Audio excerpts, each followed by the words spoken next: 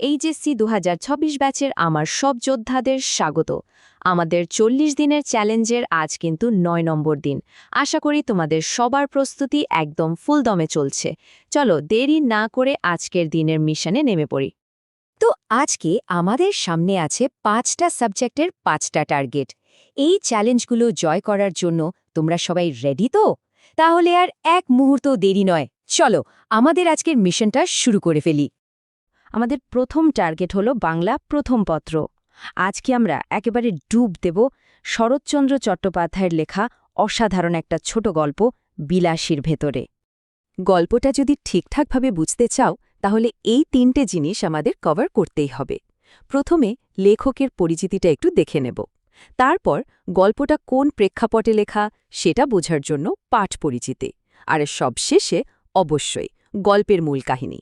এই 3টে অংশ যদি মনোযোগ দিয়ে পড়ে ফেলো তাহলে গল্পের বেসিকটা একদম ক্লিয়ার হয়ে যাবে। এখন আসি আসল কথায়। সৃজনশীল প্রশ্নের গ আর ঘ নম্বরে ভালো করতে হলে কি করতে হবে? মৃত্যুঞ্জয় ও বিলাসী এই দুটো চরিত্রের বৈশিষ্ট্য আর তখনকার সমাজ ব্যবস্থার যে চিত্রটা গল্পে ফুটে উঠেছে সেটা খুব ভালোভাবে বিশ্লেষণ করতে হবে।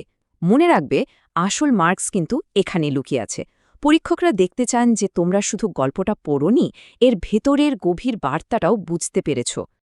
আচ্ছা, বাংলা তো হলো, এবার আমাদের দ্বিতীয় মিশন ইংলিশ সেকেন্ড পেপার। আজকে আমাদের টার্গেট হলো প্রেপোজিশনসের উপর এক কথায় বস হয়ে যাওয়া। আমাদের মেইন কাজটা কি হবে? অ্যাপ্রোপ্রিয়েট প্রেপোজিশনসের যতগুলো লিস্ট আছে সেগুলো খুব ভালো করে রিভিশন দেওয়া।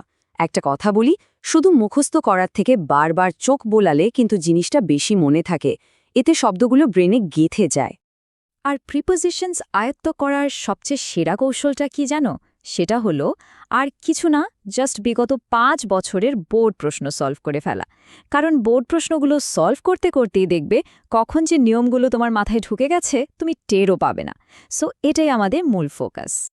এবার আমাদের তৃতীয় টার্গেট ফিজিক্স ফার্স্ট পেপারের 7ম অধ্যায় পদার্থের গাঠনিক ধর্ম।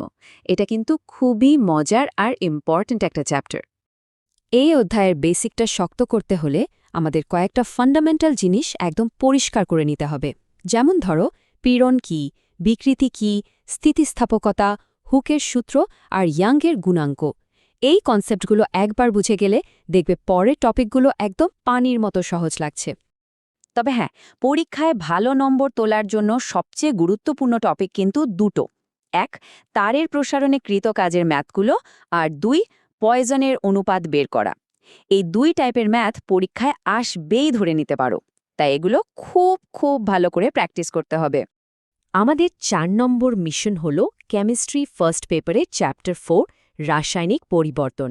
আজকে আমরা এর একটা খুবই স্পেশাল পার্ট, মানে বাফার দ্রবণের পিএইচ নির্ণয় নিয়ে কাজ করব।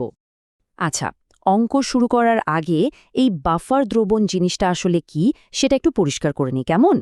সহজ কথায় বললে বাফার দ্রবণ হলো একটা সলিউশনের গার্জিয়ানের মতো, যে তার পিএইচ মানকে সহজে চেঞ্জ হতে দেয় না। মানে তুমি যদি এতে অল্প অ্যাসিড বা ক্ষার যোগ করো তারও এর পিএইচ প্রায় একই রকম থাকবে। ইন্টারেস্টিং, তাই না? বাফারের ম্যাথগুলো পারার জন্য এর সাথে জড়িত কয়েকটা থিওরিও কিন্তু আমাদের জানতে হবে, যেমন পানির আয়নিক গুণফল, পিএইচ স্কেল আর বাফার দ্রবণের বেসিক কনসেপ্ট।